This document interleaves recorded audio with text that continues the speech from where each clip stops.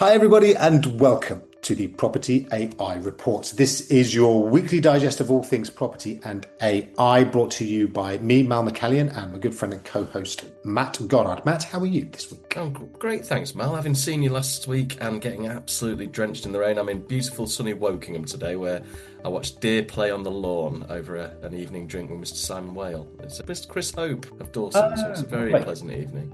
Yes, I imagine that, yes, the overall scenery and ambience will have been very nice. And you're going back there, I think, later on, so we must. As soon as we finish up here, I'll be heading for the finest kebabs in Berkshire.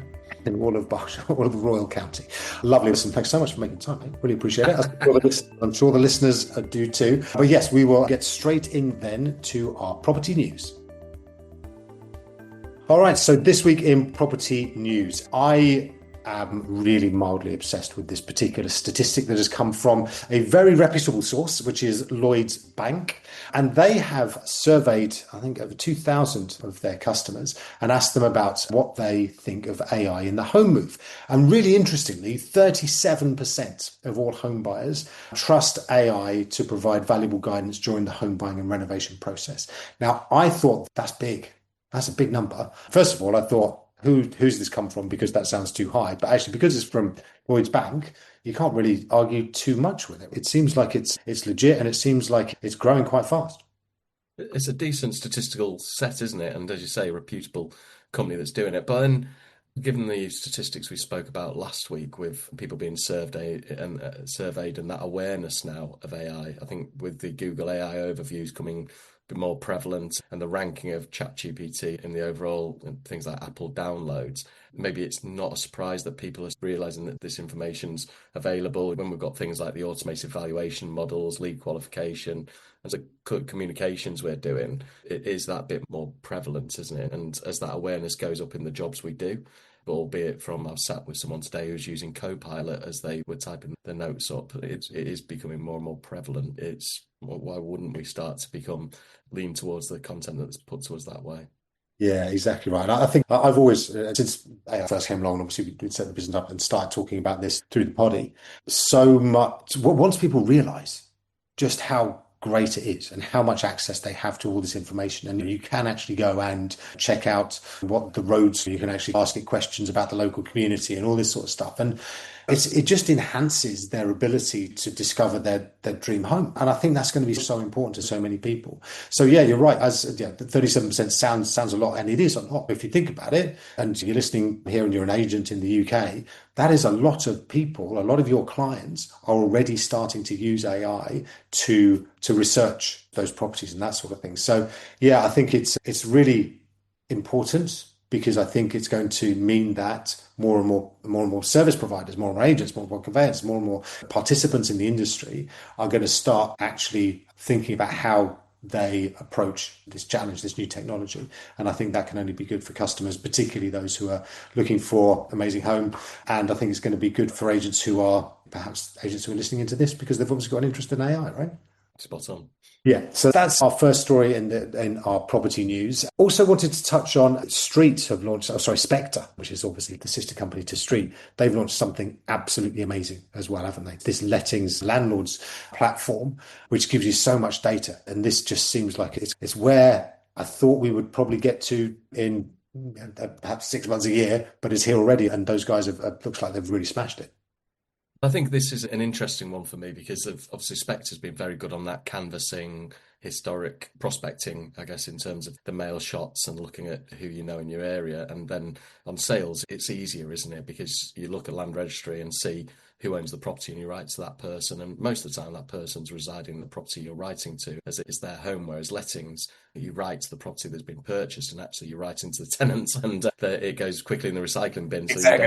That's what you want to do, is have a tenant having or even two occupier. No, the tenant doesn't want you to be speaking to the estate agent. Exactly. Yeah. And obviously renters' right bill's a whole other theme at the moment. But the reading between the lines on this one, I'm taking a bit of a stab in the dark, but the things that Spectre calls out that they're focusing on with this rental side of things around corporate landlords and the data that they acquire, I actually think there might be a relationship with Propult in there.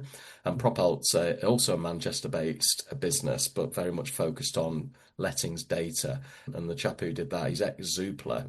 and then indeed found a way of bringing via things like Companies House and then using Companies House data together with the land registry, seeing where it was institutional landlords, corporate landlords, and building out data around that side of things. So I think it's actually probably utilizing that alongside all the things that Spectre's already got in terms of their propensity models and the ability to utilize email and post and such. So I think it might be a nice bit of marketing around the fact it's Propult's data that's feeding this. And this is something anybody can use by going to the Propult website and signing up. I think there's a 7-day free trial to access that landlord data. But I could be proven wrong. I just looking at the sort of landlords that get returned in the information that was provided in that newsletter, I think that's probably what's being surfaced.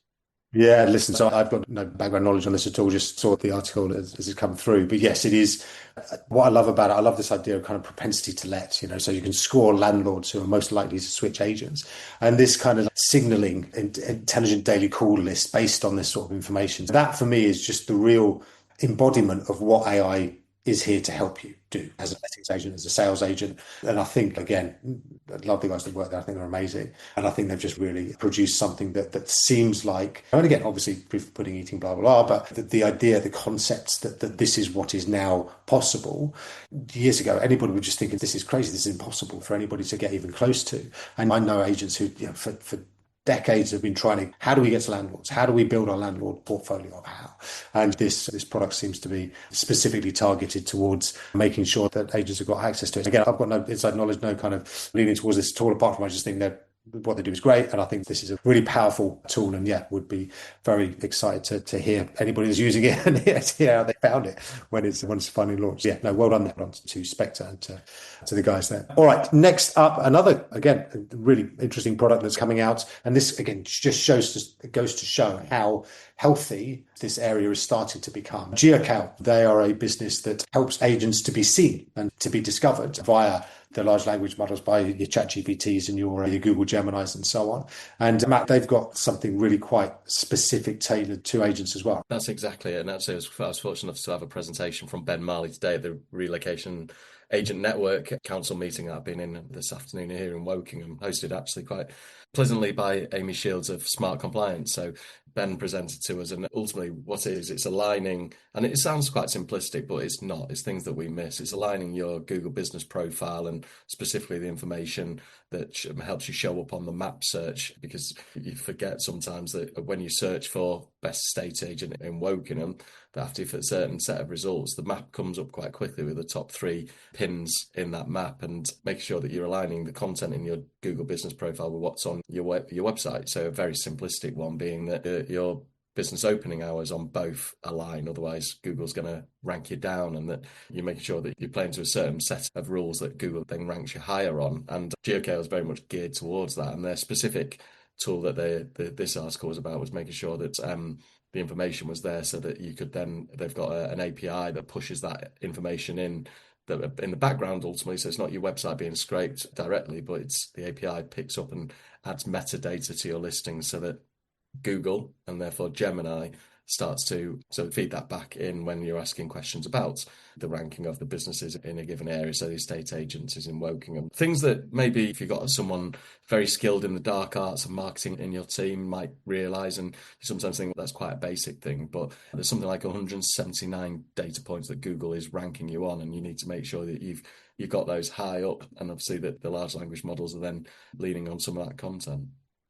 Yeah, nice one. And again, I think this just goes to show that with any new technology, it just gives the opportunity to rethink a lot of stuff. And like you say, the kind of dark arts of SEO are now morphing into the dark arts of what they call GEO, so generative engine optimization, which is how do you be the one-shot answer to a query from somebody on ChatGPT saying, who's the best agent in my area? I was actually speaking to an agent today who had gone on a market appraisal, and it was £650,000 property, which is huge in his area. And he asked, how did you find me? And the guy said, I looked on ChatGPT and asked him who the best agent was locally. And he was absolutely flabbergasted because he'd heard me talking about all this. And then suddenly actually to have the fact that he was winning an instruction on the back of how good his reviews were and all that sort of stuff. And it goes to show it's really important for us to be thinking about this, because it can make a real difference to your bottom line and top line just by really focusing on it. So yeah, well done them. I think that's yes, another great addition to the prop tech space. Yeah. All right. That is our property news this week. Let us dive into our AI and tech news. All right, we know that almost right now, so we're recording this on the evening of Tuesday, the 9th of September, that right now we think Tim Cook is on stage launching the Apple 17 with all other fun stuff around it. So we will come back to that next week in detail. But there's been a lot of other, lots and lots of other information and bits and pieces happening in the tech space, as you would expect. One of the ones that really caught our eye, Matt, was essentially OpenAI looking to create an AI-powered hiring platform to take on LinkedIn. Now, there's a lot of politics that sit behind this, not least the fact that OpenAI and Microsoft are supposed to be best friends, and Microsoft owns LinkedIn, and now OpenAI seems to be coming for it. But actually, the fact that they're productizing a particular vertical, I think is really interesting. What are your thoughts? You called it out when LinkedIn first started putting the AI within LinkedIn as here's an opportunity to remove a lot of administration. For me, that I wonder if the players we know that they as in OpenAI, was it 2 months ago they put in their CEO of applications. So we Yes. know that whilst we talk about the fact that some of these large language models are moving to commodities and you're choosing maybe for slightly different flavors of responses and different interpretations at time, but actually this idea that OpenAI put an application layer around ChatGPT now and very much looking to focus in on that. I think it was an evolution, like bringing in a big gun as a hire to look at that space, and some of the other changes that we've seen coming out of the ChatGPT 5 with some of the sort of content they produce, but going straight into hiring and that side of things is really interesting. But I wonder if there's been some muscling between Microsoft and OpenAI. Historically, they've had that relationship, haven't they? Microsoft are a big investor in OpenAI, and Microsoft have come out to say, was it last week as well, they're building out two of their own large language models, and there's various negotiations around that. So it's like, how long do they stay civil bedfellows? And is this OpenAI turning around and going, actually, if you're doing this, because LinkedIn is owned by Microsoft, and is this now them going, actually, if you're building your own LLMs, we're gonna have a play in your space as well.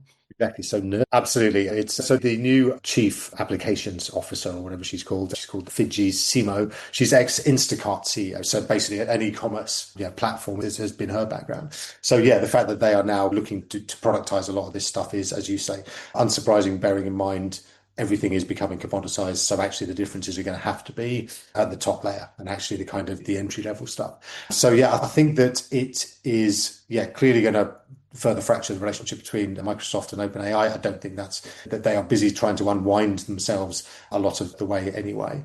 But I think as well, actually, what that looks like in terms of how do you get however many billion, I think is it 3 billion or something, the numbers of executives LinkedIn has got on its platform. Can you get all of those people to switch? How does that work? And that's going to be really interesting too. So yeah, I think it's going to be a real moment in time when they actually come after a particular classified vertical, and interesting to see whether they can do it. Those of an older bent, such as I, and to a lesser extent you, mate, remember when Google tried to go into the property space, tried to do its own portal, and that kind of fell over quite quickly because of it was just a terrible interface and they didn't have the data quality either. So yeah, whether OpenAI is going to just do a similar thing and kind of find itself in a similar position remains to be seen. But we will let you know as it all transpires and as it goes through. But yeah, really interesting move from them right now. So next up on our AI and tech news, we've got the browser code which runs DIA, DIA, which is, again, regular listeners will know is my favorite little browser at the moment. So I've stopped using Google Chrome because I've been using DIA, and you can ask questions of all the pages you're on and all that sort of stuff. It's been bought. And it's been bought by Atlassian. And yeah, I think that's probably a sensible move because they're about to be absolutely killed by OpenAI launching their own browser, Google Gemini's browser, and all the other browsers. Yeah, I think this is an interesting one. And for what did you call us the other week when we were talking about nerds and geeks? Was it Neeks? And Yes. for those that don't live in our worlds, Atlassian is a software empire that really has a lot of products that are fundamental to the software development life cycle. So that's where we geeks, neeks develop things, products, software. They are the bedrock. There's a product called Jira that schedules all the tasks and you watch them get worked through. And it's interesting for you as a Dear fan to see whether Atlassian take this in a different direction now. So it's a case of, does Dear as that sort of augmented browser suddenly become very business focused? Because you don't really use Jira or Trello for personal things. So I can fully see this becoming part of the Atlassian ecosystem. I sometimes feel dirty using that phrase, but using all that Confluence, Task, and Jira and Trello and all these products that hopefully people aren't Googling and waste their time on, but actually in one place so you can, for all the examples you've given us over the last few weeks, it just becomes your hub of your business day to day. And I can absolutely see Atlassian bringing that home. Yeah. So you don't use Trello boards to like organize your shopping list, no? Okay. Kate has a bit of paper pinned on the fridge. Fair enough. Yes, so as you say, I think it's going to take it off in a slightly different direction. I think it probably needed to be part of something bigger because it was done. I think it's great. It's a great piece of kit, but I would be lying if I said I'm also not looking forward to I'm looking forward to the OpenAI version because obviously I'm a paid subscriber and I can get Mhm. to all my stuff and it will know more about me and then it'll be able to utilize that in terms of the websites that I visit and stuff like that. So yeah, it's probably got a limited shelf life in terms of individual usage, but if they can fold it into that, as you say, the ecosystem, then I think it's got a good chance and it's probably a really great move from the Atlassian side as well. All right, next up, wanted to just jump into, there's been so much Elon Musk over the last few days in terms of stories, and mainly around Tesla. Okay, so Tesla has proposed a new pay package for Elon Musk worth up to $1 trillion. All right, he's got something like 8x the value of the business over the next 10 years or something. But it's almost, I feel like it's a little bit embarrassing for Tesla, right? Because they're trying to capture his attention. It's almost like he's gone off and he started doing there's so much other stuff. They're like, what are we going to do, guys? We've got to get him back. Let's offer him $1 trillion. And so they've made that offer and that's got to go through the board. The board said he's so amazing, he's going to be able to do that. But at the same time, interestingly, and probably like badly for them, their ad spend on X, so Elon Musk's platform that he's obviously very attached to, has shrunk to almost nothing. So it's like actually Tesla has forgotten to advertise on X, which obviously is That's because they're putting all the money into his salary. I can't afford to advertise on X because I need to pay you this trillion. exactly one way or another it's coming to you, buddy. So yeah, it's so there's that, and then Tesla shareholders are also voting on investing in Musk's XAI. So they're trying to throw some money at that, and yeah, it's just a bit of a yeah. It just feels quite sad because obviously Tesla was amazing, and then it's just started to stall. Haha. And also the Chinese EV market is coming on really strong, and everyone's buying into that. Yeah, what's your take on this this particular series of stories? It's obviously a big flirtation, and I have to be honest, it's not one that I've kept an eye on this week. So I've been really interested in the other big flirtation going on between Google and Apple at the moment. So Yeah. seeing that, but I have to. One of my friends over in Melbourne, or sort of one set of my friends in Melbourne, have bought the BYD, Build Your Dream, which I hadn't realised was over here, and I've seen three of them go past me today. Like Tesla, I don't know if a lot of the Tesla drop. Certainly here, the lefty liberals stopped buying them, didn't they, when he went off doing that side? But it does feel he's obviously a very successful person, so you can't necessarily blame his lack of attention on this. There must be bigger forces at play. Yeah, no, exactly right. I just think it's very just indicative of the way that the market is going and how competitive it is. So yeah, that's more, even more of that I'm sure will come as we go through. But as you say, Matt, the really important stuff around Google and Apple, they've been flirting. What have they been doing together? You heard it here first several months ago, didn't we? When we were talking about our Apple Intelligence and it not being what it was, you berated me for buying my iPhone 16 and the Apple Intelligence button and how there's lawsuits going on everywhere. And we said what Apple need to do is actually get off trying to build its own that's failing so badly and actually partner with one of these other companies. And at the time, Perplexity was mentioned. Do they buy Anthropic? As it sounds at the moment, and this is based on an article that came out of Bloomberg, and you'll do your normal allegedly piece into the mic, but it sounds like Apple are going to pay Google to utilize Gemini within all of their product suites, a specific version of Gemini built for Apple. But even it means that when you're asking Siri questions, it won't come back with some balked answer. It'll actually be utilizing Gemini and coming back, which, on what we've said several times now, is a very powerful large language model now, isn't it? I have on very good authority that Tim Cook listens to this podcast, and actually that's one of the reasons why he decided to. It's definitely our listeners in Palo Alto. It's nothing to do with people we've worked with in the past. Yeah, no, I think it's as you say the car crash that is Siri right now, which is just basically a glorified timer, is yeah for it to now actually be powered by some intelligence is going to be really good. And actually, we were talking a couple of weeks ago about thinking about changing our ecosystem across to actually all of our Apple stuff because we both have lots of Apple stuff. Actually, do we need to move it to Google because all that seems so cool? But now and again. They are live on stage right now and probably talking about all this stuff that's coming out. Yes, I think it is that they need this. And it's Yeah. interesting with Google because Google is the only real challenger to them from a mobile phone perspective at this point with their Android systems and so on, but the Pixel particularly. But actually, if what Google is doing is providing Apple with the means to fight off Google's Pixel, then that's an interesting play as well. But there must But it's not unprecedented, is it? Because Google currently pay Apple, is it something like 20 million a year, or is it billion? I'm missing some zeros yeah. to have Google as the key search on all its Apple devices. These relationships do exist, and it's sort of case it's going to be a case of here's a load of cash for using Google as the main search on, and here it is back to use Gemini on all those models. So I think it's the only really way that Apple can get back in the game, and the fact that they are doing it. What's interesting is the fact that they're doing this rather than making any acquisitions. And I don't know if that's because Tim Cook is, by the sound of things, pretty loath to make acquisitions. And I guess my gamble would be to say Apple Intelligence won't get mentioned on stage tonight, and it'll be mainly around the hardware they're releasing. No, I don't think that's a bad shout. Obviously, as we said, Tim Cook's listening. So acquisitions, Goddard Consultancy Group, is that pretty much? Just move to the side there. You're available for an acqui-hire if they decide to get involved in the prop tech space over here. Good news. Exactly.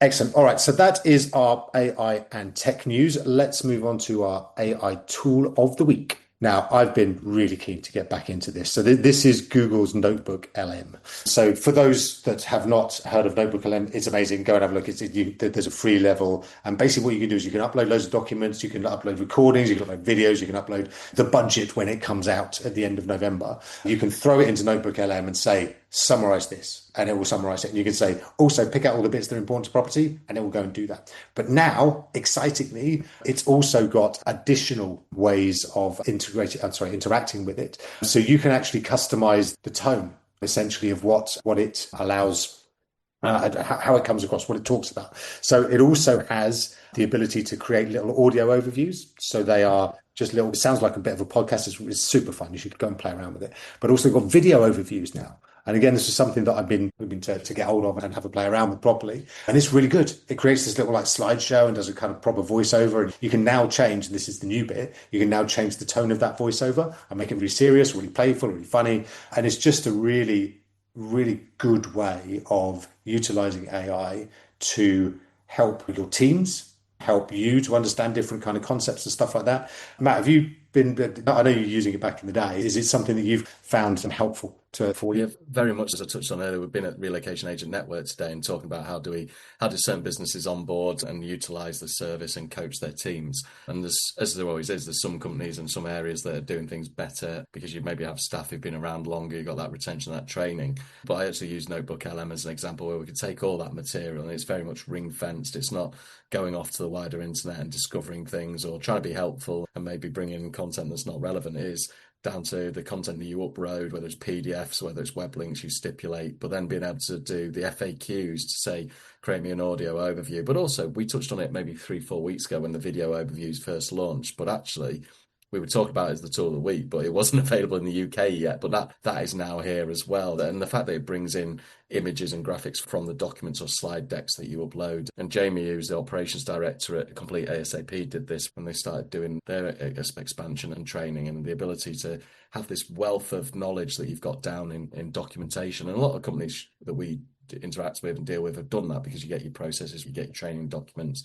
But this just allows people to say, into quite a nice prompt, tell me how I should go via this onboarding, or how do I refer someone within the relocation agent network, and it comes back with specific information. As you say, the audio overviews and now the video overviews are absolutely exceptional. Yeah, exactly right. It's even now got a mind map function. So you can just click mind map and it'll help to spider out different things, and it helps you to really think through your business. You can literally put your business's documents in there and say, write me a training plan on this for new recruits, things like that. So it's just so good. So if you haven't played around with it, go play around with it. It's awesome. That's NotebookLM. So do go and have a look at that. All right, I'm very mindful of your time, Matt, because obviously I know that you want to get off, but we're still going to do Weird AI of the Week because it's a really good one. All right, Weird AI of the Week this week. So basically, you may have noticed that there's been an absolute explosion in .ai suffixes for property websites. Now, I didn't realize this, but actually .ai is owned by a country, just like all of them, just like UK is owned by a country, just FR and .us. So Anguilla was given .ai, right? And now 25% of its revenue as a country comes from people buying domain names. All right, so this is just one of those lovely stories about just these accidents of everybody's out doing all this other stuff, and by a happy circumstance, it also means that this random country is benefiting hugely from the .ai boom. So yeah, so it's free money. Basically, they keep licensing this stuff out, selling them out, and they get it. And apparently, they got a huge amount this year. And so it made $39 million this year, and it's going to make $49 million next year. So it just keeps on going up. Excellent. So basically, yeah, if you are a country that happens to have a really cool, it was .it for a while, wasn't it? I remember. So .io is another one. Yeah. So Italy got a real bump when so something like kerfuffle, shall we say, they got a big bonus from that. But yes, it's just a really nice story, and just a really weird one that kind of came out of the big AI book. And that's our weird AI of the week, which I promised to keep very quick. And that is us, Matt. You're going to be able to head off to and I even put a robot video in for you this week as well, the robot stacking the dishwasher, so we can include that in the show notes for people to watch, because I know you love a robot doing mundane stuff. I cannot wait to see that. Dishwashers, they're coming to do my dishes as well. It's going to be great. I was berating the mother-in-law, saying, I hope they're not being trained on your data, because she's not allowed near the dishwashers. Dan the man does all of the dishwasher stacking. No one else is allowed near it. Yeah, it's a very distinct. You need to get that training data. Absolutely. Brilliant stuff, Matt. Thank you so much. Really great to catch up. And yeah, listen, have a great evening tonight. Say hello to everybody. Thank you. Likewise, have a lovely week, and I'm sure we'll catch up again soon. Sure we will, absolutely. Thanks to everybody for listening in. We will be back to you again next week, and yes, with plenty more property and AI news, and look forward to catching up then. See you in a few days. Have a great week, everyone.